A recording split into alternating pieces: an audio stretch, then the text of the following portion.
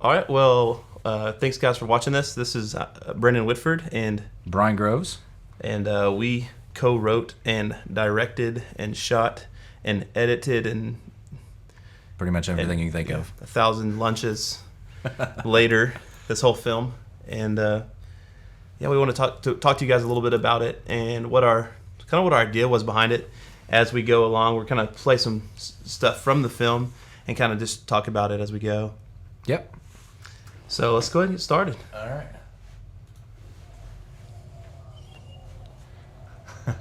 So this opening scene we had to reshoot a couple of times because it just didn't work.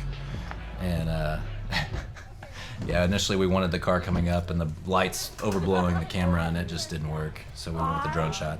So yeah, you get into the film and you realize like all these shots you have in your head that are like these are gonna be the shots, and then you get back to editing and they just don't work.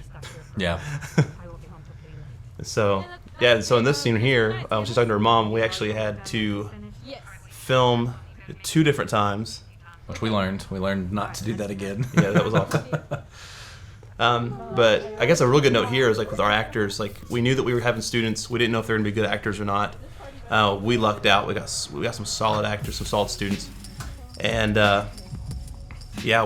we tried to make as little dialogue as possible, and they were just kind of themselves, and they kind of went. And we kind of minimal directing.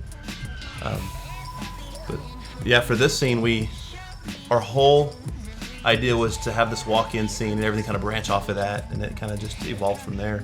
Yeah, and Brandon brought some awesome party things with the Christmas light laser show and the fog machine and the house lights to really sell the party scene and make it look like, cigarette smoke or whatever else was there, and they're all drinking apple juice, which I think they've said they're not going to ever drink again because they drink so much of it. And so, yeah. And here we actually had to teach them how to play beer pong because they didn't know, which is probably a good thing. But we just told them what they needed to know to get the scene done. But yeah, and during this scene here, we just kind of moved from place to place. We shot some party stuff, and even when they were dancing, we just told them, "Hey guys, what music do you guys like? And let's put it on and let's have some fun." And it kind of went from there. And these guys, man, they were so cool. They just had so much fun, and it made it so.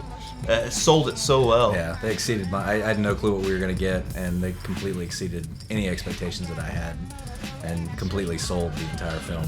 Because if you look at other films, you'll see that the dialogue or the actors that are in it that are student actors, it's not their thing, and they can kill the film. And so we really lucked out with the 4 that we got, and all the students that were in the party scene that helped. And so yeah. That's some nice tracking work by Ethan Langford on the C100 and the Ronin. And Brandon's lighting with an ice light overhead, and I'm booming audio. Good teamwork. And every bit of this, unscripted. Yeah. This is all them, just being them. We just asked them to go to the car. So it's a brand new car from Mitchell. You can actually see the window tags right there in the back window for just a second. Yeah. The things you need a producer for. Yeah. When you're trying to do all of it at the same time, it's kind of hard. And here's the family that we got. This was a really important aspect of the film that we wanted to focus on, was that, and all the other ones you see is that the kids just crash, and you don't ever know what they crash into, or they crash into some other kids. And we really wanted to show that, there's a family on the other end, and that, it's not just their lives that they're ruining, it's someone else's lives that had nothing to do with it. And the Pierces were great to work with, and we shot this simultaneously. Brandon and Ethan were at their house, and I was in the car with him, and that was the best way to shoot a phone scene, definitely. Yeah, and a lot of these too, that we wanted to throw in this aspect of like the cell phone, the whole kind of selfie thing, because a lot of these always build up these moments where you see you hear the doo-doo-doo-doo as the tire crosses the lane, and you see that multiple times. It leads up to this big crash. But in these moments in real life, if you're in those moments, like, you're not expecting it. There's no warning. It just happens. And you can only imagine, like, we saw the lights there Just in a that hint, scene. yeah. Just kind of a hint, like, hey, like, what's gonna happen here? And it happens out of nowhere. This is camera work by Haley. We just kind of said, hey, hold the camera and act like it's a phone, and they did awesome. So And here we want to draw this out. This is in the live event. This is where actually it switched to the live portion of the event and came back to this here with them being transported to the two hospitals. Yeah, which I like this version better because it gives some mystery to it. You don't know what happened. You don't know who's hurt. You don't know what's going on, and it really keeps the people on the edge of their seats, I think. Yeah, absolutely. And in here too, we talked to the paramedics on the way to the hospital and the for a community, and then the paramedics in the OR room at Shannon, and we said, hey, with these injuries, how would people act? And so the actors are literally doing what they coached them to do, in a sense, saying like if someone came in air med and was like this and they were in this state of mind, this is the kind of things they would be saying. And so we kind of just went with that based on the injuries they Well, I appreciated that. I had several people watch it with me, and they were like, why aren't they freaking out? And I was like, this is what the experts told us. This is what all of the hospital and the paramedics said this is how they would act, and we just let them do that. And, the ambulance scene and both hospital scenes were shot in one take, except for one shot in Haley's scene. And so we did that in one take, and we just went with it, and it turned out really good. And you see the moms getting here. That was another important thing we wanted to show, was the moms and how they reacted. And I also, before we get any further into the hospital scene, like, I have to give huge credit to ASU's theater department for the makeup, because the makeup sold the gash on her head and the Mateo's arm, and I mean, like, that ruins a film as well. And man, it was phenomenal. It was so good. Yeah, and just then we're kind of proud of that transition there. Oh yeah. I don't know if everybody noticed that. Yeah. So many people watched it and didn't even notice. No. Like, there was a lot of keyframing there. Well, and you'll notice right here, you'll see the blood behind her head. Brandon and I talk about that a lot, that the blood seeped through her hair and went back.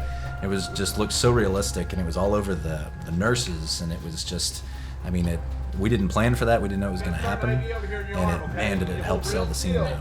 And the nurses were awesome. I mean, they were literally told, here's the injuries, and they went like they had an actual patient in. And there were times where we had to stop shooting because someone might be coding in the room next to them or something. We had to stop, and they had to take off and do the real deal and then come back before we got started. So yeah, it was like one of those, like, we really want to get this in one take because these guys need to have other things to do. Got a job to do, yeah. It's something that we'll see here in just a second, that everybody that's watched with me has said, did you really give her an IV?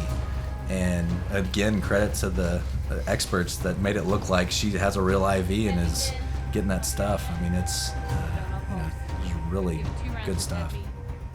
And so originally, right here, we had it kind of fades out before you can assume, like, man, I think she's gonna die here, but we wanted to kind of leave it up to this moment. And this moment here, we didn't mic them on purpose. We just wanted to be this, like, kind of fly on the wall in this scene, just kind of awkward. You're experiencing this horrible moment with this mother, and kind of sucks you into, like, this awkward kind of tension. You're wanting to know what's being said, but you can't. And normally that's a no-no for us, but it really, credit to Brandon on that. It really built the scene and really built the emotion. There you go. Yeah, and the mom, this is her actually reacting very, very real in this. She looked at me after we shot this and goes, I cannot do that again. Do not make me do that again. Robin was great. Won't. Yeah, she was awesome. Both moms. Becky was great as well, as you'll see right here.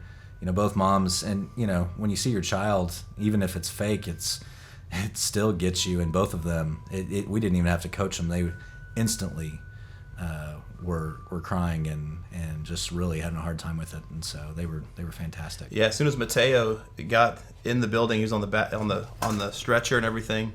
As soon as he got in, we'll pause it real fast. She came in, and we were kind of waiting because there was some serious stuff going on in the OR room next to where we were going to be shooting. And as soon as she walked in, she saw him on that thing, and man, she immediately started crying. And Brian was like, wait, don't cry yet. It's a really bad thing. I should have thought what I was saying. I didn't mean it like that. Yeah. I was like, no, wait, no. So, I was like, yeah, you jerk. Yeah. But I was kind of thinking the same thing. Yeah. No, it was pretty funny. But she was just thinking, like, I know this is fake. She was telling us, I know this is fake, but I can't help it. And you can imagine as a parent just seeing your kid in that predicament at all would just be really hard, even if it was fake. Yeah. And so right here, we paused it already. And so initially, this film went a completely different direction right here. It picked up with this really cool scene, and we'll show it, right here, but it picked up with this scene with Gabriella at the cemetery. And you see like 2 shots of those in the film, but there was a whole long sequence that we're showing right now where she's walking up, and we've got some really cool tracking shots, and it's just really immerses you more in there. And it was some of Brandon and I's favorite shots because some of it was really hard to pull off, but it just didn't fit right. I mean, like, it was good that we had 2 months to edit this because we had time to let it breathe and time to figure out that we needed to do something different. And so absolutely, yeah. The first shot you're gonna see is just this nice teamwork shot we did. We had an Osmo on a boom pole, and Brian was working the camera, and I was working the iPad and kind of aiming the camera where it needed to go as he brought it down, and we were super proud of that shot. And when we started getting into it, and this whole notion of us not being able to use it started to kind of come in, like, this is not really moving the story forward, and it's not really fitting. It was kind of hard. It was frustrating. Yeah, it was frustrating. We wanted to use it so bad, but one thing we've definitely learned is, like, every shot's got to move the film forward, and there's certain times that we put in for certain shots. Like that, we talked about the awkward tension. We wanted the duration of that shot of the mother being told her daughter didn't make it. We had the party scene, I think somewhere around the 3-minute marker, because ultimately this film was created for a purpose, and that purpose was for these students to watch it, to get really sucked into that moment, into that party, and then be able to think for a minute, maybe, this is a great time, this is awesome, look at this party, and really feel all that and take them through that. It's almost like a physiological roller coaster in a sense, to really experience it, and then how a moment could go from so good to what it became, in an instant. Yeah, and something that we're about to get in right now, with what we went into was, and I've never done this consistently, but you notice when we come out of the crash, it's black, and you hear sound effects, and you hear that helicopter, and it was kind of like, what happened? Well, the next part that you're about to see, and we'll start playing it right here, is what we decided to do as well, and you hear the car doors opening up, and then he gets out of the car, and then, man, it's just like a roller coaster from here on, because it's just downhill. And Brandon and I have talked about this last sequence, that we both watch it and we want to add more to it, because we're just like, man, there's so much more we could do, but like it was the exact length that we needed it to be, and it told what we wanted it to be. And yeah, we even have a shot of speaking of this here, in this scene, I mean, we had to stop shooting how many times because people kept coming in. I mean, it was 5 people getting processed that night, so we'd have to stop shooting over and over and over again.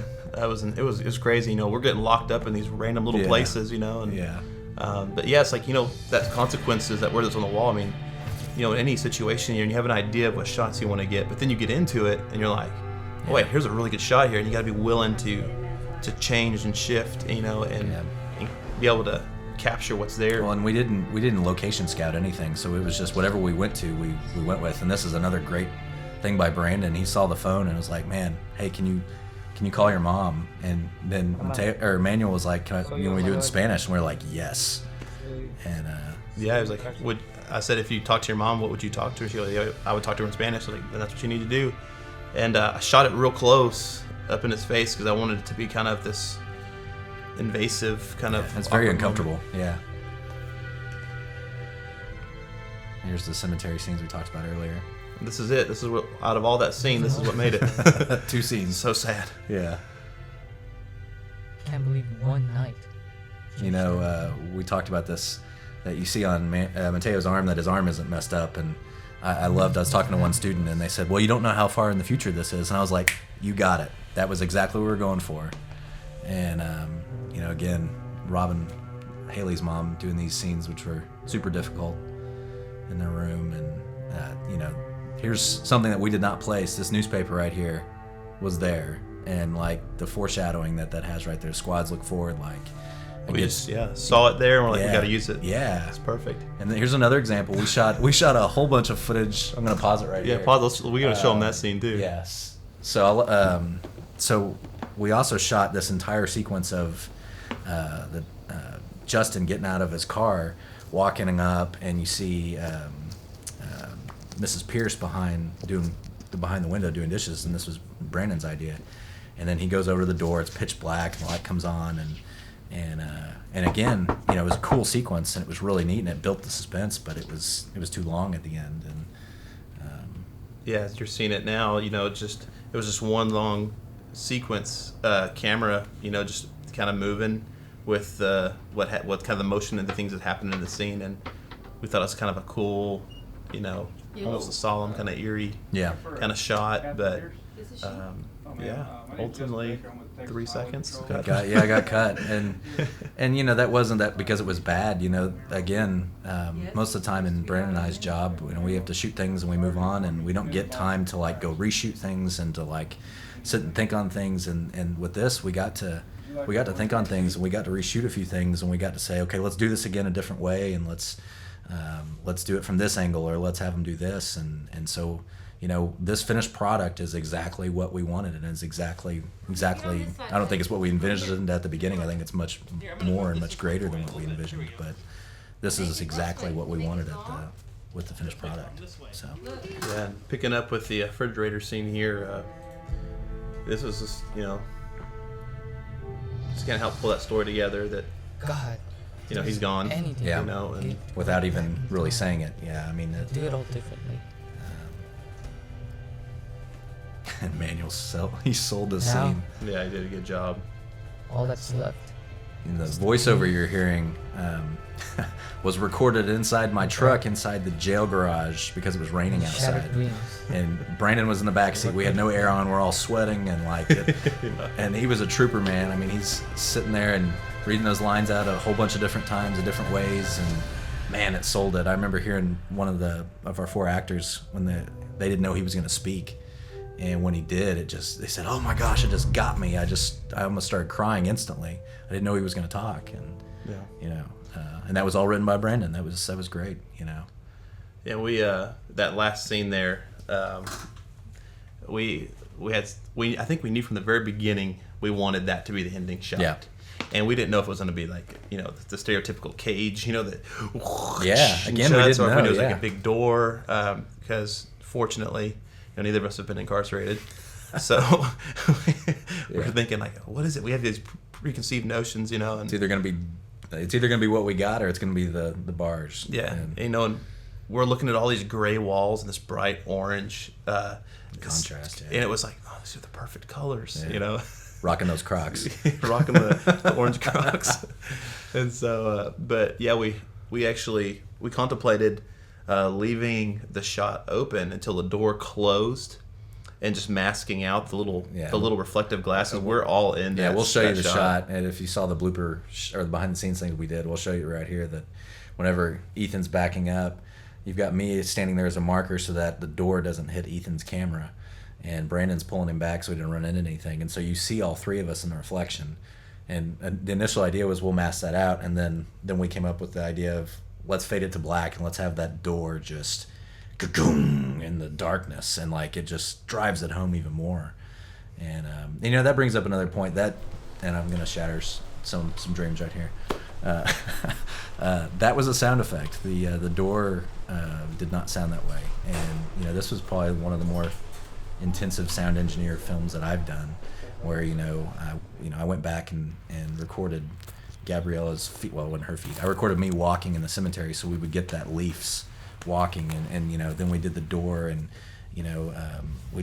there's a lot of sound effects in there that we use just to build the intensity and the emotion of the scene that just the natural ambience just wouldn't give. Yeah, absolutely.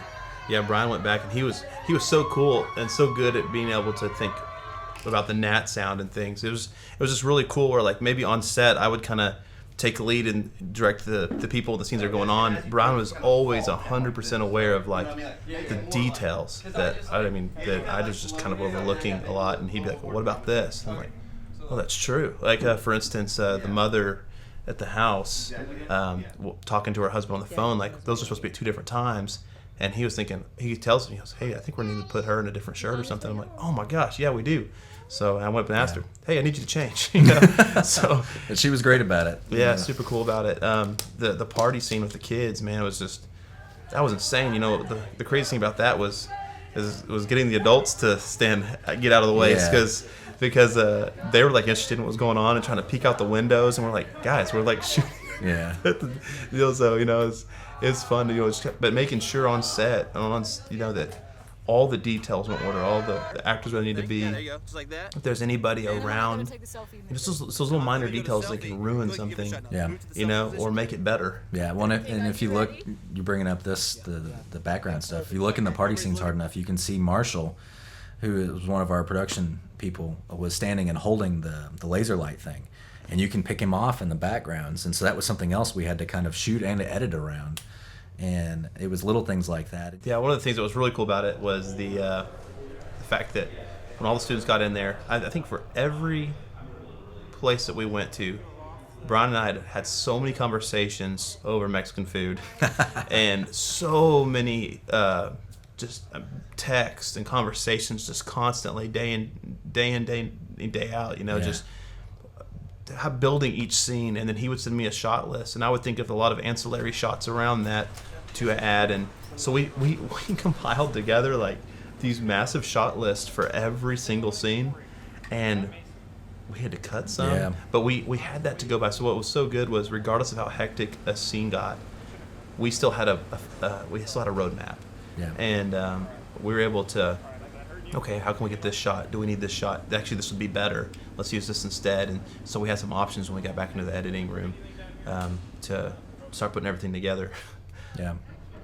Well, and something I'm just trying to think of little things that we did. We started the shoot at the beginning of March, and so nighttime, or the sun would go down around 6, and half of our shoot happened before then, and then half of the shoot happened after daylight savings. And so, which really made it hard on our crew, and it made it hard on our actors, because we're asking longer nights and stuff like that, because we shot all this at night. And that was a huge part of this, to try to keep it realistic, was that these kids aren't partying during the days, they're doing it at night. So we need to do that. And so the opening drone shot, and we'll show it again right here, was actually, we had an ND filter on there to make it darker, which is like sunglasses for a lens, to make it darker, and tried to make it noisier. Not noisier, but just tried to make it seem like it was more evening time. And so for a lot of our shoot, we ended up having to wait. We'd sit there and wait for the sun to go down, or we'd have to, like the community hospital scene, we initially were going to show them bringing Mateo in to the hospital. Well, the sun hadn't gone down, and we needed to shoot, so we just shot the ambulance scene, which is all shot during the daytime. We just didn't show any windows. And by the way, the firefighters were fantastic. That was an 8-minute sequence of them getting him in there, doing all the stuff on him, and getting them to the hospital. And and it was all one take. It was fantastic. None of them broke character. It was awesome. But again, we stopped when we got to the hospital, had to go in, film that scene, and then had to wait again for the sun to go down to shoot Becky, Mateo's mom, to shoot the car scene.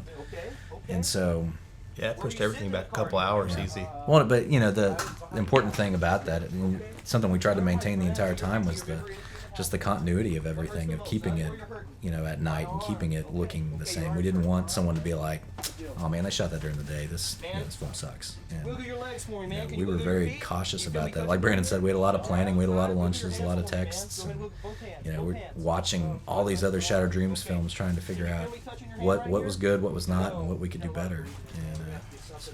Yeah, so how can we sell this? Because ultimately, our greatest goal wasn't to be like, hey, we want to put our name on something. And right. It was, all right, there's an issue, and we've been asked to do this, and we want to do it to the best of our ability, with what we have and what we're given, and all the teamwork that we've had to, and it was everything came together so nicely. But ultimately, we know that we're not going to compete with a Walking Dead, with The Walking Dead, or any of these shows that these students are watching. So we couldn't focus on the carnage of it, and it's not the carnage that sells the message anyway.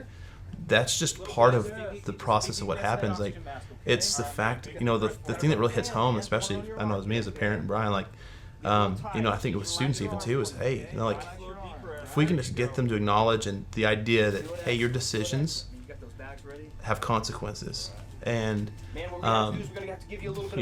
pebble theory, you throw in a pebble in the water and it ripples, and it's just one of those things where the weight of your decisions, some carry more weight, and they don't just affect you, they affect tons of people in your life. I mean, I think we're so used to looking at ourselves and what we want and, our lives and what we want to do when we grow up and all these sort of things. Your students are thinking about so many things, grades, all this sort of stuff, but sometimes it's really hard for them to kind of maybe like Google Earth, zoom out and look at the bigger picture. And that's what we were trying to do with this film, was go, hey, we want to focus less on the carnage, even though it's kind of cool to shoot and all that kind of stuff. Yeah, definitely. It's like we want to focus on the aftermath, the wrecked lives afterwards, and how no matter how, like Brian said earlier, like this could have been months or a year down the road, whatever.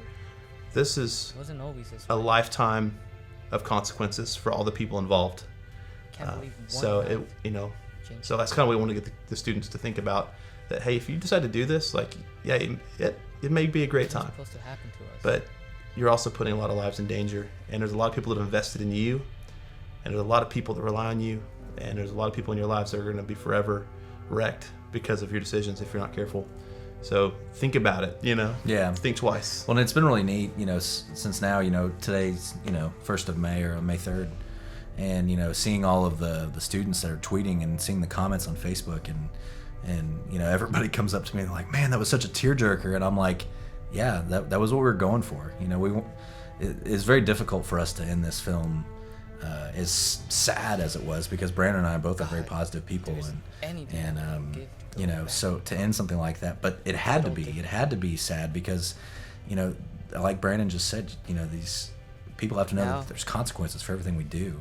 And so seeing the tweets and hearing the comments from the student actors, from their friends saying, oh my gosh, I had to touch you to make sure you were okay, and this has completely impacted my life, and it's just been really encouraging that people watched it and that they took it to heart, and that hopefully it'll stick with them, and hopefully the goal here is to hopefully save some lives, and that was mainly what we're trying to do, is just impact some lives and hopefully save some lives. Yeah. Well, hey, we thank you guys for watching and for listening to us ramble on. Hopefully it was interesting, and hopefully you learned about why we did what we did. And we can't say thank you enough to Haley and Mateo and Manuel and Gabriella and their moms and their families and all of the organizations that were involved, because there was a ton of organizations that were involved in making this, and it wouldn't have been what it is without everybody. And so thank you to everyone for all the help, and hopefully it continues to help change lives, and we'll see what happens in the future. Yeah. Thanks for watching.